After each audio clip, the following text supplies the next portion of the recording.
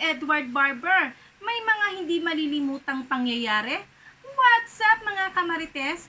Thank you for tuning in. Ako po muli si Josepa dito sa Josepa, anong latest na naghatid sa inyo ng mga trending topic tungkol sa inyong mga favorite celebrity update. Eto nga, sa kakatapos lamang ng I Want ASAP episode ay nag-share ang I Want ASAP squad na mga hindi nila malilimutang shining moment ng kanilang buhay. Eto, panoorin natin ang video at pag-usapan. Ate Mai, I Basta heard that rin. it's Kai's birthday din Oy. daw. Uy! Oh, Uy, happy birthday, Kai! Happy birthday, Kai! Edward, that looks like the stuff you used to feed your hamster, the water. Hindi, Basta ito yung gift ko kay Kai. Kung gusto niya. Happy Use birthday, one only. Kai! Happy Happy birthday! birthday! Uy, Birthday. At shoutout hindi rin lang sa lahat happy ng mga birthday fans nila ni si Kai. Kais yung birthday, ha? Hindi lang yun siya yung my birthday. Pati din sa Ate Rachel Rosales and Ate Princess Tuyay! Yay! Happy birthday! Happy Oh, birthday! Wishing you guys the best. Oo. Pero, Ito na nga, guys. Dahil nga yung hashtag natin ay hashtag ASAPShining, matanong ko lang. Kwentuhan niyo naman ako, ano yung most memorable shining moment niyo? Mauna na ako. Ako, memorable shining moment ko, walang iba, at hindi ko na talaga mapapalit yon. Kasi yung first na shining moment ko, yung nanalo ako sa PBB. Yun talaga yun. Oh, Wala na true. Hindi ko lang mababago yun. Yun talaga yung nakapagbago ng buhay ko mismo. Oh, sweet. True. Sweet naman. Wait lang, really quickly, guys. At sang-ayon naman talaga ako dyan kay Maymay Entrata. Talaga namang inilaban nating lahat itong si Maymay Entrata. Kaya congratulations sa ating lahat. Talaga namang parang ang pangyayari noong mga big night na yun, mga parang you and me against the world. O, bakit ko nasabing you and me against the world? Dahil ang dami nating fandom na kalaban nun, di ba? Halos parang pinagtutulungan tayo ng lahat. Di ba nakakaloka ng mga pangyayaring nun? Di ba? Pero maraming salamat, lalong-lalo na sa mga solid May Ward. Ayan, dahil sa pagsuportan nyo noon at pinili nyo si Maymay Entrata para maging big winner, di ba? Syempre hindi naman ayaw kong buhatin na dahil sa mga solid Maymay. Syempre, may ambag din dyan ang mga solid Mayward. Kaya maraming salamat din po sa pagsuporta nyo that day, that talagang matinding botohan ang nangyari sa atin that day at hindi natin malilimutan. Kaya naman nung in-announce na yung pangalan ni Maymay Entrata, talaga nagkaiyakan na at talagang sumigaw na ako ng bonggang-bongga dahil nga ang parang feeling ko noon noong mga araw na yun ay you and me against the world, dahil hindi naman talaga simple o ordinaryo lang yung kalaban natin, di ba? Dahil isang Kisses Dilabi na alam naman natin kahit papaano ay talaga namang ipaglalaban din niya ng kanyang pamilya at ng iba rin talaga sumuporta ang kanyang mga supporter, diba? Pero sa awa ng Diyos, dahil sa tulungan at pagkakaisa natin, diba? Solid Maymay, solid Mayward, ayan, nagwagi, salamat. Tuloy na natin ang video. Kapagbago ng buhay ko mismo. Oh, sweet. True. Sweet naman. Wait lang, really quickly, guys. Sorry, Ito, super mga last cute niyo, naman to, guys. It's also Sir Rox's birthday kasi. Birthday ni Sir Rox yesterday. Happy birthday, Happy Sir birthday, Sir Rox. Happy birthday, Why do you always have that on hand, Edward? Every time. Andun na siya. every time. Pati ito, pouch ng US, meron na ako dito. Ang dami props ni Kuya. Nakakatuwa naman si Edward Barber. Para tuloy siyang Boy Scout, di ba? Yung Boy Scout kasi, o kaya Girl Scout, lahat ng kailangan mo dala-dala nila, 'di ba? Lahat ng kailangan mo hingin mo, nasa sa kanila 'yan. Kaya para siyang Boy Scout, handa sa lahat ng bagay. Talaga naman yung award ni Edward Barber sa mix, 'di ba? Siya ang nanalo Best BJ, Best Host that time, 'di ba? Nakakatawa. At ito naman talaga si Shania, 'di ba? Very observative, kay Edward Barber. Why not? Coconut, 'di ba? Magkahawig naman silang dalawa, 'di ba? Wag kayong magagalit sa akin mga Mayward. Binata naman ang ating Dodong, 'di ba? Pero syempre, love ko pa rin ang Mayward. 'Di ba? Kaya lang syempre, 'di ba? Pero focus ngayon ang ating Edward Barber sa pag-host at sa kanyang church dahil alam ko busy ngayon itong si Edward Barber sa kanilang Favor Youth dahil alam ko meron silang activity ngayon na dire-diretso, 'di ba? Dahil si Edward Barber ay isa sa mga organizer ng kanilang church. Kaya sigurado itong si Edward Barber ay busy at aligaga sa pag-aasikaso sa kanilang church. Kaya sana masilayan natin si Edward Barber sa mga IGS at post ng Favor Church at saka Favor Youth. Kaya diyan natin siya bantayan ngayong mga araw na to o sa mga susunod pang araw. Siya, ang dami ko na namang naikwento. Ituloy na natin ang video. Pouch ng US, meron na ako dito. Ang dami props ni Kuya. Okay, ikaw naman, Edward. Shining moment. Unforgettable shining moment. Shining, shimmering, splendid moment. I think siguro yung latest na lang yung sasabihin ko, yung i-share ko.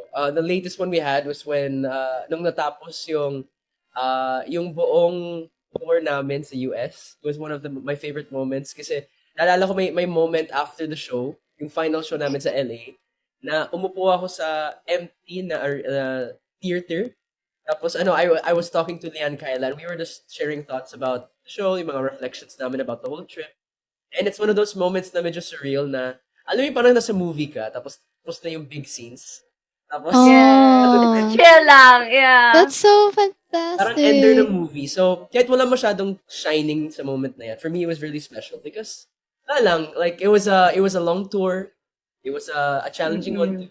So, it's like, lang, good ender to the whole thing. So, masaya yan. Very movie moments. Sobrang challenging talaga at sang-ayon ako dyan kay Edward Barber na nakayanan nila, 'di ba, ng Star Magic, 'di ba? Lahat ng Star Magic artist dahil talaga namang lagari sila that time, sunod-sunod, biyahe, concert, rehearsal. Halos wala na nga silang pahinga, 'di ba? Tapos nagba-vlog pa sila ayan, may pa-vlog pa, talaga namang sinulit ng maigi ng Star Magic ang kanilang mga artist. Totoo 'yan. Sobrang nakakapagod yung naging activity nila sa kanilang US tour. Halos wala talaga silang pahinga. Kaya nung natapos na yung last na show nila sa US tour, para bang makakahinga ka na ng maluwag, makakatulog ka na ng diretso, makakapag-relax ka na, 'di ba? Dahil talaga namang sunod-sunod yung activity nila doon, 'di ba? Tapos pa nagpapahinga sila, meron pa sila mga ibang activity na may mga sedway pa, may mga fun meet pa, may mga meeting pa, may mga rehearsal pa. Tapos ayan, meron pa sila kailangan nila magpa-live, mag-show pa sila sa kung saan saang park diyan, 'di ba? Sang-ayon ako sa hindi malilimutan at saka ang hindi malilimutang pangyayari ni Edward Barber na kahit hindi naman yun yung siya yung tag dito nangingibabo, pero yung nalampasan nila at nakayanan nila yung moment na yon. Congratulations Edward Barber, diba? Tuloy na natin bago pa tayo magkaiyakan dito. The whole thing. So, masaya yan. Very movie moments. Yeah. I love what Misha said. That's so fantastic. Ang cute. Fantastic talaga. Ikaw naman, Misha. Your shining, memorable moment. My shining, shimmering, splendid moment. Siguro, when the judges said yes to me dun sa Idol Philippines, I think that was the moment where I confirmed parang, I think this is for me. Parang ganon na maybe this is my purpose to make people happy. And yun, natuwa po talaga ako. Kaya nandito Aw. kami siya. Tuloy-tuloy Oo po nga. papasaya mo sa ating mga kapamilya. Yeah. Aw. Ngiti mo pa lang, napapangiti na kami, oh. Heart. I love you, ate. Ay, Wala nga lang ako play. dimple. Gotcha. Ang cute yan. Ikaw naman, Shania.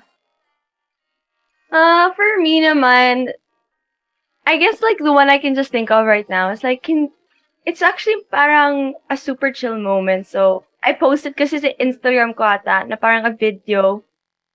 It's like a TikTok trend. It's like if you could talk to your younger self, parang ganon. Oh. And parang for me, it was a really memorable moment because it made me parang look back and realize how far I've actually come in the past few years.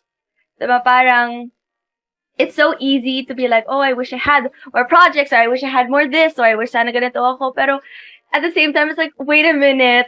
Pero I've come so far. If only my younger self could see me right now, they wouldn't even believe what I'm doing. So parang in a way, it was a good way to like look back at everything and be like, oh, parang, Oh, Aw, that's so sweet. yeah. Aw. So, Aw. oh, Edward. Sorry. deserve mo, bebe. And You the great deserve it, thing, ate. one of the biggest blessings sa pagiging artist actually is lahat ng mga memories mo online na. Kaya, Diba? Yun na yun eh. okay. But it's good. It's good. And that's great, Shania, that we have that. Pero every Sunday, alam natin mga pamilya, we get to celebrate moments like this. Yung mga breakthroughs natin. We get to look forward to more to come. And in just 2 minutes, magsisimula na ang ASAP natin to, where we will have more moments just like what Shania talked about. More artists getting to bring their memories, Yeah. their love, their passion on a stage. Kaya naman, join us as we have these amazing moments, these shining, shimmering, splendid moments to come. Yan. Natin to at dito naman sa I Want ASAP. Pero, with that being said, we can go to our first performer of the day, who is a shining artist all the way from Indonesia. She's gonna share with us her music right here in our virtual room. And I Want ASAP, please welcome R7B artist, Ruth Garcia. Let's Oh, di ba? Nakakatuwa naman talaga. Di ba? Marami silang na-share sa atin. Yung shinare ni Maymay Entrata, parang nagbalik tanaw tayo. Sa kung saan hindi lang si Maymay, kung saan siya nag-umpisa, di ba? Tayo rin. Kung saan din tayo nag-umpisa, kung paano natin pinaglaban itong si Maymay Entrata, Edward Barber at ang Mayward, di ba? Nagbalik tanaw ba kayo nung sinabi ni Maymay Entrata na ang kanyang pagkapanalo bilang big winner ng PBB? Bigla nating na-reminiscem, di ba? Yung pinagdaanan din natin. Tapos etong si Edward Barber na napaka-humble naman, 'di ba? Ang naaalala niya, yung nakayanan niya, 'di ba? Yung kanilang US tour na talaga namang sunod-sunod ang kanilang activity. Parang ako mag-share din ako, syempre, ibibida ko rin ang aking shining moment. Ayan, ang hindi ko malilimutang shining moment ko, yung siyempre yung mga biglaan, yung hindi mo inaasahan, yan talaga yung hindi planado. Yung sumama ako sa parade ng Duterte noon, nung nagpunta rito si Duterte ng kampanya niya. Ayan, nagpunta ako doon. Naku, sa awa naman na Diyos, hindi ko inaasahan. Ang plano ko manonood lang at susuporta. Pero eto napunta ako sa unahan ng stage na kaharap ko mismo si Duterte noon. Tapos nakamayan ko pa siya. O, diba? Sa dami-dami naming nag-aabang noon. At talaga namang punong-puno ang karsada at ang venue. Nabigyan ako ng pagkakataon na nakamayan ko si Duterte, tapos nakaharap ko pa siya. Tapos isa pa yung sa Aldab, yan. Nako, yun hindi ko rin malilimutan mga pangyayari na talaga namang nag-shimmering chef plunder thing dyan. Dahil hindi ako pupunta nun doon sa sila dyan, nagsugod bahay gang sila. Madalas naman sila napunta rito sa Muntinlupa. Napunta sila dyan sa may poblasyon. Yan, part din kami ng poblasyon, ganyan. Tapos sabi ng mother ko, punta ka rito, nandirito ang Itbulaga, nandirito si Yaya Dab. Sabi niya, saka yung tatlong lola. Ganyan. Sabi ko, hindi na ako pupunta kasi ang dami naman tao. Sabi ko, gano'n manonood na lang ako sa TV. Kasi yung mga anak ko noon nasa school, di ako lang mag-isa. Manonood na lang ako sa TV, hindi rin naman ako makakapasok dyan. Dahil syempre, kailangan kung saan sila nagpunta, yung mga tao lang doon sa lugar na yon ang kailangan na doon sa venue para hindi magulo. Hindi ka na pinapapasok ng barangay. Sabi niya, pumunta ka, nandirito lang yung sa mismo, gate ng bahay ng ate mo, pumunta ka na rito. Ganyan. Pila tayo kasi 'di ba meron yung parang 100 katao na may papadala silang item sa inyo, tapos bubunot sina Tito Vic and Joey ng number. Pag nabunot yung number mo, mananalo ka ng 10,000 pesos. Yun. So, sige na nga, pipila na nga rin ako, baka sakaling manalo kami, ganun. Di punta ako doon. Ayun, nagkwento na nga ang lola mo. Tapos yun, hindi man ako nanalo, pero napasama ako mismo doon sa katabi ko ang 3 lola. Yan, sina lola ni Dora. Yan, katabi ko sina Yaya Dab. Nagsasayaw kami doon. Nag-party-party ako. Kasama ko ang 3 lola at saka si Yaya Dab. Diba? Kung sino pa yung ayaw pumunta, siya pa ang nandoon na panood sa TV. Tapos, syempre, ang hindi ko malilimutang pangyayari sa buhay ko ay eto. Kasi, ayoko talaga magpapagod ako, pupunta ako ng venue. Naku, ang lola mo talagang napakatamad, sa bahay lang ang gusto ko. Tapos, ang dami kong lugar na napuntahan na hindi ko naman alam. Talaga namang halos doon na lang ako umuupo sa tabi ng driver. Manong, pakibaba na lang po ako sa ganitong venue kasi hindi ko alam yung ganyan niya. Talagang malayo pa po ba tayo? Ganyan. Talagang kanliligaw pa ako dyan. Tapos una ko silang nakita, yan nga. Ay, nako. Ang dami-dami kong experience at hindi malilimutang pangyayari sa Mayward. Pero talaga, ang hindi ko malilimutang nangyari na hindi ko inaasahan, yung nagpa-picture group kasi sa I Want ASAP, ganun eh.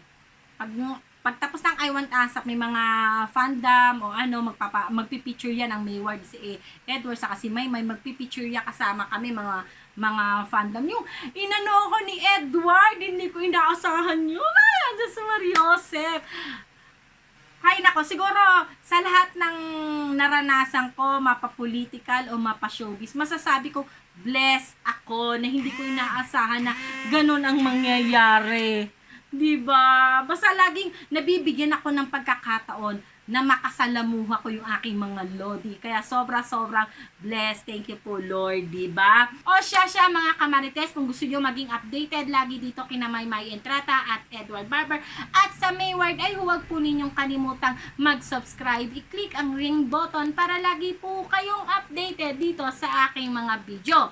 At sa mga nakasubscribe po dyan at nananatili pa rin dito sa aking YouTube channel, maraming salamat po at huwag nyo po kalimutang mag-comment para atin po iyang babasahin at pag-uusapan sa aking mga susunod na video. O paano mga kamarites, ako po muli si Josepa. Hanggang sa muli, paalam!